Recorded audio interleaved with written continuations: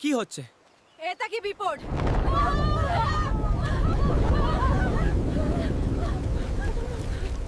মহেশখালী যেন ধ্বংসের মুখে।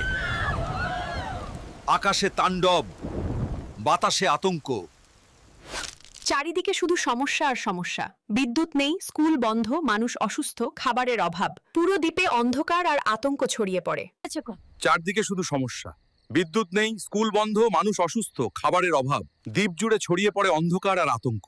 স্থানীয় নেতা, স্বাস্থ্যকর্মী এবং ত্রাণ দল অরবরে কেউ এখন আমাদের সাহায্য করছে না।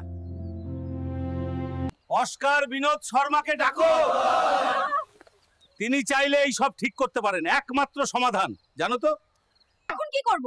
মহেশখালীর অবস্থা তো আরো খারাপের দিকে যাচ্ছে। মহেশখালীর অবস্থা যদি আরো খারাপ হয়, তাহলে আপনারা সবাই আদিনাথ মন্দিরে যাবেন। ঈশ্বর আমাদের রক্ষা করবেন। সবাই মহেশখালীর আদিনাথ মন্দিরের পাহাড়ে যাও। একমাত্র ঈশ্বরই এখন আমাদের বাঁচাতে পারেন।